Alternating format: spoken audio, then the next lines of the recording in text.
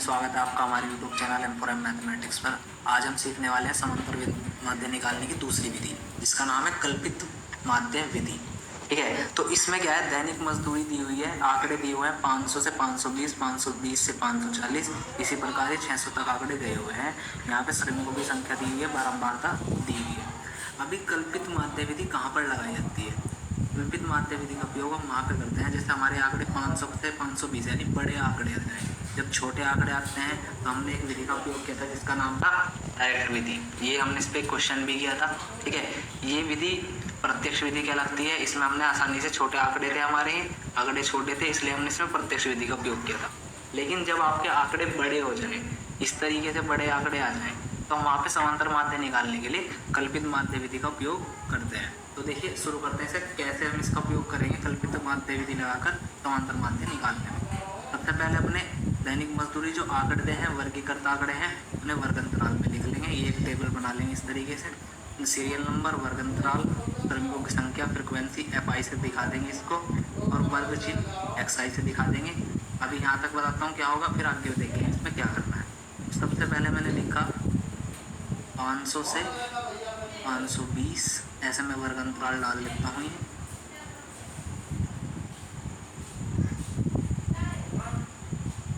560 हो गया, 560 से 580, और ये हमारा लास्ट हो गया 580 से 600। ठीक है, तो 500 से 520 के बीच हमारे पास 12 श्रमिक हैं, और जिनको मजदूरी मिलती है 520 से 540, हमको वे 14 हैं, और ये हमारे 8 हैं, ये 6 हैं, और ये 10 हैं। ठीक है, तो श्रमिकों की संख्या FI आ गई हमारे पास। हम इन्हें फिर वर्ग चिन्ह बनाते हैं। वर्ग चिन्ह बनाने का तरीका मैंने आपको प्रत्यक्ष विधि में ही बताया था। यहाँ पे भी देख लीजिए क्या होगा। इसे और इसे दोनों को जोड़ लो और इन दोनों का आधा कर दो। 500 और 520 ये हो गया आपका 1100, सॉरी 1020। अब 1020 का जब आप आधा करते हैं तो कितना आएगा? 510। ठीक है, अब ऐसे ही 520 और 540 को जोड़ते हैं तो ये आता है 1060। 1060 को आप आधा करोगे तो कितना आएगा? 520। ठीक है, अब इस तरीके से आपको क्या करना है, 540 से 560 को भी करना है। तो बस आप इसके लिए ट्रिक है, क्या कर देंगे, 530 यहाँ पे था और यहाँ पे सॉरी 510, 530, उसके बाद इनमें अंतर कितने का है? 40 से 60 जा रहे हैं तो 20 का अंतर है, बस 20 बढ़ाते चले जाइए, और ये हो गया आपका 550, और ये हो जाएगा आपका 570, और ये हो गया आपका 590। ये आपके वर्ग चिन्ह आ गए। इस तरीके से आप आसानी से वर्ग चिन्ह निकाल सकते हैं। अब प्रत्यक्ष विधि में हमने क्या किया था कि FI और XI की मल्टीप्लाई कर दी थी। FI और XI की मल्टीप्लाई कर दी थी। प्रत्यक्ष विधि आप देख लेना, उसका लिंक मैं डिस्क्रिप्शन में भी दे दूंगा, और उसका आई बटन पे लिंक भी आपको मिल जाएगा। लेकिन अभी देखिए, FI XI की हमने मल्टीप्लाई कर दी थी, तब हमें मिल गया था। लेकिन यहाँ पे अगर हम FI और XI की मल्टीप्लाई करते हैं तो ये बहुत बड़ी संख्या बन जाती है जब इनकी मल्टीप्लाई करेंगे। तो हम क्या करते हैं, हम इन वर्ग चिन्ह में से कोई एक संख्या ले लेते हैं और उसे पहली, दूसरी, तीसरी सब में से घटा देते हैं। जो मैंने लिखा हुआ ना, DI बराबर XI माइनस A, तो हम कोई A ऐसी संख्या मान लेंगे इनमें से कोई एक जिसे हम सब में से घटा देंगे। तो कैसे देखिएगा, जैसे सपोज करो मैंने इसको मान लिया A। ठीक है, मैंने 550 मान लिया A। तो अब आप कहोगे कि कौन सा, किस तरीके से आपको मानना है 550 ही क्यों मानना? आपको क्या करना है, इसमें बीच वाली देख लेना है, बीच। अब यहाँ पे देखा आपने 5 आंकड़े हैं, तो 5 आपको पता है तीसरे वाली हो जाएगी। लेकिन अगर 6 हो जाएं तो आप उसमें तीसरी या फिर चौथी कोई से को भी मान सकते हैं A। ठीक है, तो फिलहाल हमने A 550 को मान लिया है। अब 510 में से मुझे 550 घटाना है, तो मुझे मिलता है -40। के बाद मुझे 530 में से 550 घटाना है, मुझे मिला -20। 550 में से 550 घटाया 0। 570 में से घटाना है, अब कितना मिलेगा? 20। 590 में से घटाना है 550, तो कितना मिला? 40 मिला। ठीक है, अब आपको क्या करना है, यहाँ पे FI DI करना है। FI DI करना है, ये आपका FI है, ये आपका DI है। इन दोनों की, इसकी और इसकी मल्टीप्लाई कर दीजिए, इसकी ऐसे ही मल्टीप्लाई कर दीजिए, तो ये हो जाएगा आपका 12 चौक 48, तो ये हो गया आपका 480। उसके बाद ये हो गया 14 दूनी ये हो गया आपका 28, तो ये माइनस में आएगा और ये हो गया 280। अब 8 का ऐसे ये तो हो जाएगा 0, 6 दूनी 12, 120, 10, ये हो गया 400। ठीक है, अब आपको क्या करना है, आपको यहाँ पे ये वाला ये लिख लेना है, सिग्मा एफ आई बराबर कितना होगा, सिग्मा एफ आई 12 और 14 ये हो गया आपका 26, 26 और 8 34, 34 और 6 हो गया 40 और 10 50, ये हो गया हमारा 50। अब इसको देख लीजिए ये कितना हो जाएगा, इसको निकालना है हमें sigma f i d I, sigma f i d आई निकालना है। तो उसे कैसे निकालेंगे, यहाँ पे आपको थोड़ा सा ध्यान देना है, यहाँ पे -2 हैं और ये दोनों प्लस के हैं, आप माइनस माइनस वालों को अलग जोड़ेंगे, प्लस वालों को अलग जोड़ेंगे। तो देखिए क्या होगा, माइनस वाले जोड़ते हैं तो ये बनते हैं हमारे 0, 0 हो जाएगा। मैं यहाँ पे आपको जोड़ के दिखा देता हूँ अलग से, ये 0 0 8 8 16 का 6 का हासिल आपका एक हो जाएगा, 4 को 6 और एक 7, तो ये 760 बैठता है, ये हमारा 760 हो जाएगा। अब जब हम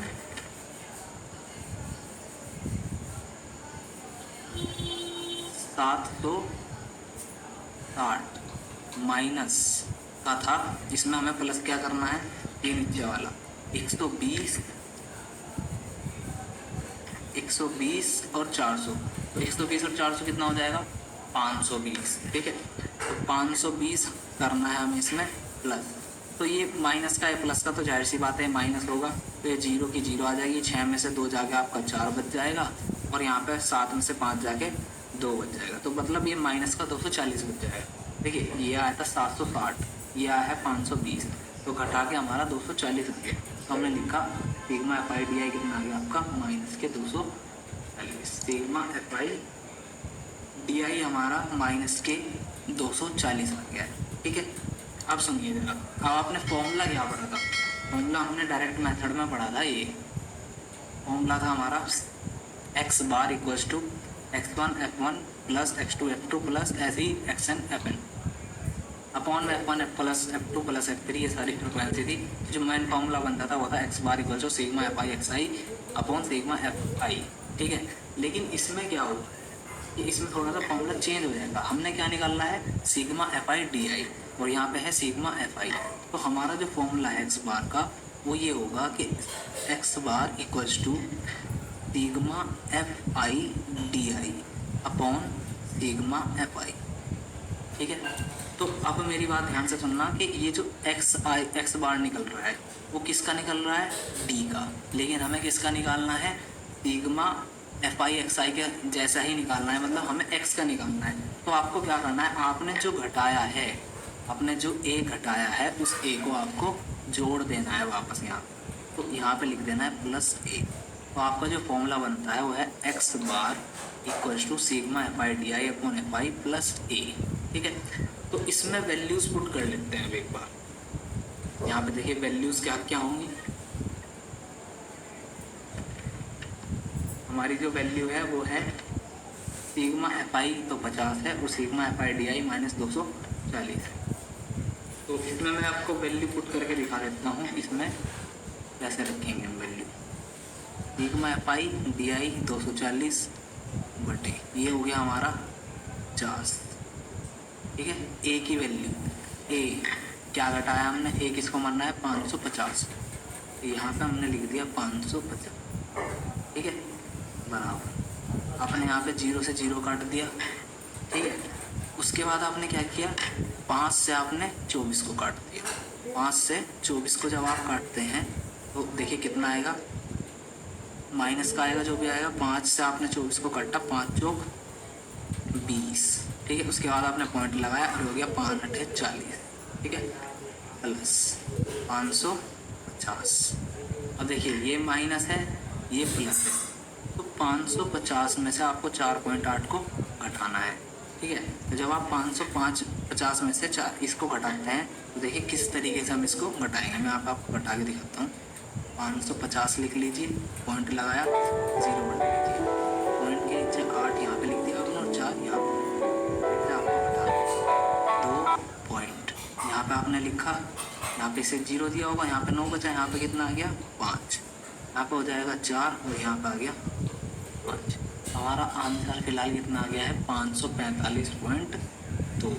ठीक है, तो x बार जो है वो कितना आ गया है 545.2।